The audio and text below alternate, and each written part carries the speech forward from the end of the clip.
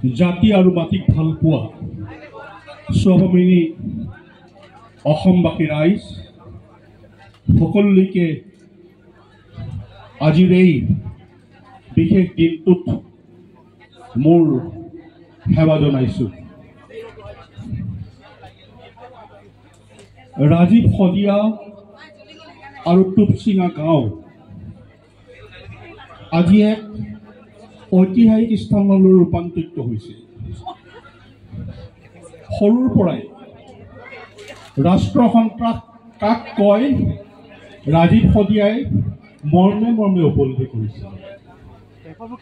এসময়ত আমি এইবিলাক গাঁৱতে অৱস্থান কৰিছিলোঁ। ৰাজীৱ শদিয়াৰ পৰিয়ালটোত বহু নিশা পাৰ কৰিছিলোঁ, যাৰ ফলত ৰাজীৱ শদিয়াৰ গোটেই পৰিয়ালটোৱে বৰ সামৰিক সন্ত্ৰাসৰ মুখামুখি হৈছিল। সৰু অৱস্থাত ৰাজীৱ শদিয়াই আমাৰ আঙুলিত ধৰিয়েই সংগ্ৰামৰ ক খ শিকিবৰ কাৰণে চেষ্টা কৰিছিল। আৰু এই যে ৰাষ্ট্ৰ সন্ত্ৰাস, চকুৰ সন্মুখত বাপেকক মাৰি থকা দৃশ্য, চকুৰ সন্মুখত মাকক অত্যাচাৰ কৰি থকা দৃশ্য, চকুৰ সন্মুখত গাঁৱৰ বুঢ়া মেথা সকলোকে যে ৰাষ্ট্ৰ সন্ত্ৰাসৰ ফলত যিয়াত বৰ্বৰ পৰিৱেশৰ সৃষ্টি হৈছিল, এইবিলাক দেখিয়েই তেতিয়াৰ পৰাই ৰাজীৱ শদিয়াৰ অন্তৰত এক জাতীয়তাবাদী চেতনাই গা কৰি উঠিছিল। আৰু তাৰ বহিঃপ্ৰকাশ ঘটিছিল এই গীতবিলাকৰ মাজেৰে। তাৰ প্ৰত্যেকটো গীতেই একোটা মেছেজ জনগণক দিবৰ কাৰণে চেষ্টা কৰিছে। ৰাজীৱৰ এটাও এনেকুৱা গীত নাই যিটো গীতে বোলে কিবা এটা মেছেজ দিয়া নাই। প্ৰত্যেকটো গীতে ৰাজীৱে জনগণক এটা আহ্বান জনাবৰ কাৰণে চেষ্টা কৰিছিল, জনগণক জাতীয় চেতনাৰে উদ্বুদ্ধ কৰিবৰ কাৰণে চেষ্টা কৰিছিল। কিন্তু আমি অসমীয়াই বুজিবৰ কাৰণে চেষ্টা নকৰিলোঁ। আমি অসমীয়াই ৰাজীৱক জীৱিত কালত যি সন্মান দিব লাগিছিল সেই সন্মান দিবৰ কাৰণে চেষ্টা নকৰিলোঁ। এই কথাবিলাক আজি অনুভৱ কৰা উচিত আছে, আজি অনুভৱ কৰিব লাগিব। কাৰণ আৰু এজন ৰাজীৱ শদিয়াক যাতে আমি সময় থাকোঁতেই সন্মান দিবৰ কাৰণে যাতে কুণ্ঠাবোধ নকৰোঁ, তাৰ কাৰণে এই কথাখিনি আপোনালোকে অনুভৱ কৰিব লাগিব। আমি দেখিলোঁ ৰাজীৱৰ গীতবিলাক ইমান সুন্দৰ গীত, কাহানিও ৰজাঘৰীয়াৰ বঁটা বাহনৰ কাৰণে কাহানিও চেষ্টা নকৰিলে, সদায় জনগণৰ পক্ষত থাকি গীত গালে। সেই ৰাজীৱ শদিয়াক কিন্তু অসমৰ জনগণে কাহানিও মঞ্চত গীত গাবৰ কাৰণে যিদৰে আদৰিব লাগিছিল আদৰি নানিলে। বিভিন্ন বিহু মঞ্চবিলাকত ৰাজীৱ শদিয়াক কাহানিও নিমন্ত্ৰণ কৰিবলৈ চেষ্টা নকৰিলে। কোনে নিমন্ত্ৰণ কৰিছে? ৰাজীৱক কেৱল গাঁৱৰ ৰাইজে, কোনোবা ভিতৰুৱা গাঁৱৰ ৰাইজে ৰাজীৱক মৰম কৰিছে, হিয়াৰ আমোদ হিচাপে তেওঁক গ্ৰহণ কৰিছে। কিন্তু চহৰৰ মধ্যবিত্ত কোনো ব্যক্তিয়ে ৰাজীৱ শদিয়াক সেই সন্মান দিবৰ কাৰণে চেষ্টা নকৰিলে। আমি আজি সেই কথাখিনি স্পষ্টভাৱে এইকাৰণে কৈছোঁ যে জীৱিত কালত আমি বহু অনুষ্ঠান প্ৰতিষ্ঠানৰ বিষয়বোৰক অনুৰোধ কৰিছিলোঁ যে ৰাজীৱক এখন মঞ্চ দিয়ক, গীত গাবৰ কাৰণে দিয়ক। নেলাগে তেনেধৰণৰ গীত অসমৰ জনগণে আজি গ্ৰহণ নকৰে। অসমৰ জনগণক লাগে বোকাত লুতুৰি পুতুৰি হৈ পেলাই নাচিব পৰা গীত। অসমৰ জনগণক লাগে উদ্যম নৃত্য কৰি পেলাই উশৃংখল পৰিৱেশ সৃষ্টি কৰিব পৰা গীত। কিন্তু ৰাজীৱেতো তেনেকুৱা গীত নেগায়, যাৰ কাৰণে ৰাজীৱ সদায় বিভিন্ন অনুষ্ঠান প্ৰতিষ্ঠানৰ সাংস্কৃতিক অনুষ্ঠানবিলাকত অৱহেলিত হৈ ৰ'ল। যি কি নহওক, মৃত্যুৰ পিছত অন্ততঃ ৰাজীৱৰ গীতবিলাক আজি অসমৰ প্ৰত্যেকটো মূৰতেই চৰ্চা হৈছে। ৰাজীৱৰ গীতবিলাক এতিয়া অসমৰ নতুন প্ৰজন্মই অনুভৱ কৰিব লৈছে যে কি ধৰণৰ এজন শিল্পী আছিল, আজি অনুভৱ কৰিছে। আৰু তাৰ বহিঃপ্ৰকাশ ঘটিছে এই টুপচিঙা পথাৰত। এইটো আমাৰ শুভ লক্ষণ। ৰাজীৱে এটি গীত গাইছে, সেই গীতটোৱে মোক সদায় সোঁৱৰাই থাকে। ৰাজীৱে এটা গীত গাইছে, মই গোটেই অসম ঘূৰিলোঁ কিন্তু অসমীয়া বিচাৰি নেপালোঁ। মই গোটেই অসম ঘূৰিলোঁ, ক'তো এজনো অসমীয়া দেখা নেপালোঁ। কৈছে ক'ৰবাত মই আহোম দেখিলোঁ, ক'ৰবাত মটক দেখিলোঁ, ক'ৰবাত মিচিং দেখিলোঁ, ক'ৰবাত দেউৰী দেখিলোঁ, ক'ৰবাত কলিতা দেখিলোঁ, ক'ৰবাত কোচ দেখিলোঁ, ক'ৰবাত কোনোবা অন্যান্য জাতি জনগোষ্ঠীক দেখিলোঁ, অসমীয়া আমি ক'তো বিচাৰি নাপালোঁ। দুখৰ কথা হয়, আমাক জনগোষ্ঠীয় পৰিচয় লাগিব, আমাক জাতীয় পৰিচয় লাগিব, কিন্তু জনগোষ্ঠীয় পৰিচয় উদ্ধত আমি অসমীয়া, এইটো মনত ৰাখিব লাগিব। অসমীয়া হিচাপে আমি ঐক্যবদ্ধ হ'ব লাগিব, অসমীয়া হিচাপে আমি আগবাঢ়ি যাব লাগিব।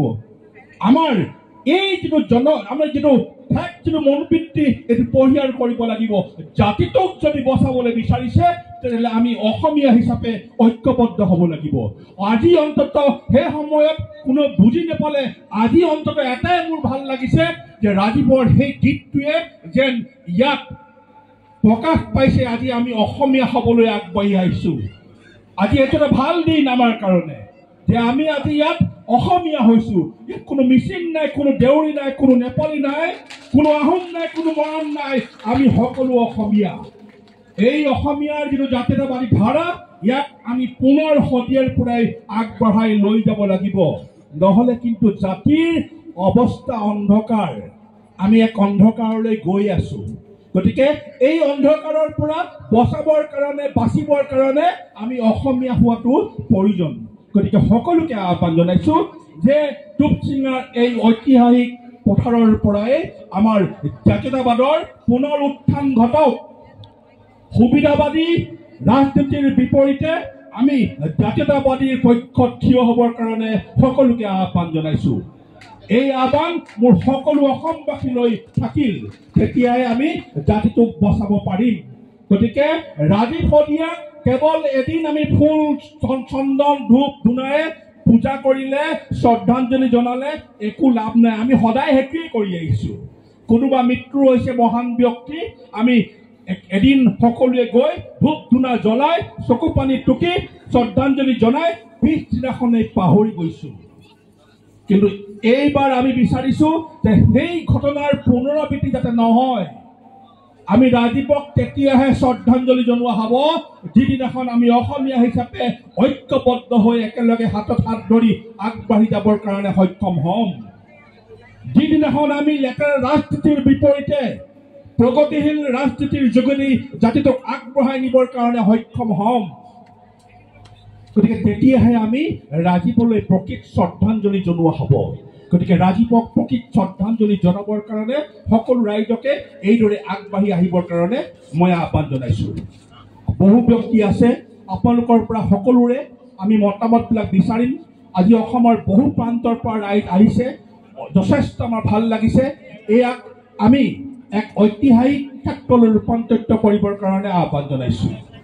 শ্ৰদ্ধাভাজন ৰাইজ, আমি ইয়াৰ লগতে ৰাজীৱৰ এটি কণমানি সন্তান আছে, যিজন ৰাজীৱে কেৱল দেশ আৰু জাতি আৰু মাটিৰ কাৰণে গান গাই গ'ল।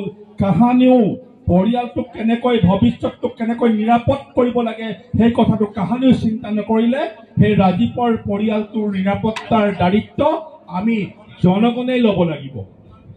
বহু ব্যক্তিয়ে কৈছে ৰাজীৱৰ সন্তানক মই পঢ়াম, ৰাজীৱৰ সন্তানটিক মই ব্যৱস্থা কৰিম। মই কৈছোঁ কোনো ব্যক্তিয়ে ৰাজীৱৰ সন্তানক পঢ়াব নালাগে। আমি পুতৌ পাত্ৰ হ'ব নিবিচাৰোঁ। অসমৰ জনগণে পঢ়াব, অসমৰ জনগণে দায়িত্ব ল'ব, সামূহিকভাৱে দায়িত্ব ল'ব। ব্যক্তিগত দায়িত্ব লোৱাৰ পক্ষপাতি মই নহয়। সেইকাৰণে সুৰেন্দ্ৰ শদিয়াৰ লগত পাতিছিলোঁ আমি এটা ন্যাস বনাম আৰু এই ন্যাসটোৰ যোগেদিয়ে ৰাজীৱৰ পৰিয়ালটোৰ দায়িত্ব আমি গ্ৰহণ কৰিম, অসমৰ জনগণে গ্ৰহণ কৰিব। এইটো এটা নতুন আদৰ্শৰ সৃষ্টি হওক যে এজন গণশিল্পীৰ মৃত্যুত, এজন সংগ্ৰামীৰ মৃত্যুত, এজন জাতীয় নায়কৰ মৃত্যুত অসমৰ জনগণে এইদৰে যে সহায় কৰে, তাক এটা আমি মাইলৰ খুঁটি হিচাপে তাক প্ৰমাণ কৰিবৰ কাৰণে এই ন্যাসটো বনাইছোঁ। এই ন্যাসলৈ সকলোকে আহ্বান জনাইছোঁ, দিবৰ কাৰণে কৈছোঁ। কোনে পাৰে সেইটো নাই কোৱা। সুৰেন্দ্ৰই অলপ আগতে কৈছিল যে যোনে পাৰে কিবা বৰঙণি আগবঢ়াওক। মই কৈছোঁ কোনে পাৰে নহয়, সকলোৱে দিয়ক, এটকা হ'লেও দিয়ক। যদি জাতীয়তাবাদৰ পক্ষত থিয় হ'বলৈ আহিছে, জাতিটোৰ সুৰক্ষাৰ কাৰণে যদি ইয়াত আহিছে, জাতিটোক ঐক্যবদ্ধ কৰাৰ কাৰণে যদি আহিছে, ৰাজীৱ শদিয়াৰ সেই সংগ্ৰামী চেতনাক যদি সন্মান জনাবলৈ আহিছে, প্ৰত্যেকে অন্ততঃ আজিৰ দিনটোত এখন তামোল নাখাই হ'লেও এটা টকা ৰাজীৱ শদিয়াৰ সেই ন্যাসলৈ দিবৰ কাৰণে চেষ্টা কৰক আৰু ইয়াৰ যোগেদি আমি অসমৰ জনগণক অসমৰ সেইসকল ব্যক্তিলৈ আমাৰ মেছেজ আমি দিবলৈ বিচাৰিছোঁ যিসকলে সংগ্ৰামী কণ্ঠক অপমান কৰে, যিসকলে সংগ্ৰামী গীতবিলাকক ভেঙুচালি কৰে, যিবিলাকে সংগ্ৰামী জনতাক অপমান কৰিবলৈ চেষ্টা কৰে, তেওঁলোকলৈ এটা আমি মেছেজ দিবলৈ বিচাৰিছোঁ যে তোমালোকে যিমান নাহাঁহিলেও অসমৰ সংগ্ৰামী জনগণে এজন সংগ্ৰামীক এজন শিল্পীক সন্মান দিবলৈ জানে, এই প্ৰমাণটো কৰি দিবলৈ বিচাৰিছোঁ। গতিকে সকলোকে সেইদৰে হাত ওজন দি অন্তত এটা টকা হ'লেও আজিও চবতে QR কোড লাগি আছে, এটা টকা হ'লেও দিবৰ কাৰণে আহ্বান জনাইছোঁ। অকণমান আগতে একেবাৰে মাতটো ফুটা এটি অকণমানি ল'ৰা দেখিয়ে ভাল লাগিলে, চকু পানী ওলাই গ'ল। ৰাজীৱ শদিয়াৰ ন্যাসলৈ 50 টকা এটা আগবঢ়াবলৈ অকণমানি মাইনা এটি আহিছে। কেনেকুৱা এটা পৰিৱেশ, ইয়াক আমি জীয়াই ৰাখিব লাগিব। এই যিটো আমাৰ জাতীয় চেতনা, এই যিটো আমাৰ সংগ্ৰামী স্পিৰিট, ইয়াক আমি জীয়াই ৰাখিব লাগিব ভৱিষ্যতৰ কাৰণে, তেতিয়াই জাতিটো সুৰক্ষিত হ'ব। কোনোবাই ক'ব পাৰে হয়তো তুমিওতো এদিন আলফা আছিলা, আজি কেলে ওলাই গুচি আহিলা। সেইটো এটা বেলেগ ধাৰা, এটা বেলেগ পৰিৱেশত মতাদৰ্শগত কাৰণত আমি দলৰ মজিয়াৰ পৰা ওলাই আহিছোঁ। সঁচা কথা, সংগ্ৰামী যিটো মানসিকতা আজিও হেৰাই যাবলৈ দিয়া নাই। আজিও আমি নীৰৱে জাতিটোৰ স্বাৰ্থত সংগ্ৰাম কৰি আছোঁ আৰু আমৰণ মৃত্যুৰ আগদিনাখনলৈকে এই যাত্ৰা অব্যাহত থাকিব। গতিকে আমি আলফাৰ পৰা ওলাই আহিলোঁ যদিও আমাৰ সংগ্ৰাম আমি স্মৃত হ'বলৈ দিয়া নাই। এই যাত্ৰা আমি অব্যাহত ৰাখিছোঁ যিকোনো পৰ্যায়ত। লগতে আহ্বান জনাইছোঁ, অসমীয়া জাতিয়ে কেৱল উৎসৱ পাৰ্বণত ব্যস্ত হৈ আছে এইকেইদিন। সমগ্ৰ অসমত কেৱল উৎসৱ পাৰ্বণ। গতিকে উৎসৱ পাৰ্বণৰ বিপৰীতে এতিয়াৰ পৰা জাতিটোক জীয়াই ৰখাৰ স্বাৰ্থত নিজৰ দায়িত্ব নিজে ল'ব পৰাকৈ অৰ্থনৈতিক স্বাৱলম্বিতাৰ ক্ষেত্ৰত সকলোকে আগবাঢ়ি আহিবৰ কাৰণে আহ্বান জনাই সদৌ শেষত সকলোলৈ মোৰ পুনৰ সংগ্ৰামী অভিনন্দন জ্ঞাপন কৰিছোঁ।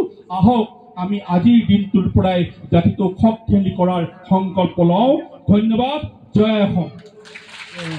ৰাজীৱ শদিয়া অমৰ হওক, ৰাজীৱ শদিয়া অমৰ হওক, ৰাজীৱ শদিয়া অমৰ হওক, ৰাজীৱ শদিয়া অমৰ হওক, ৰাজীৱ শদিয়া অমৰ হওক। জয় অসম, জয় অসম। ধন্যবাদ জনাইছোঁ।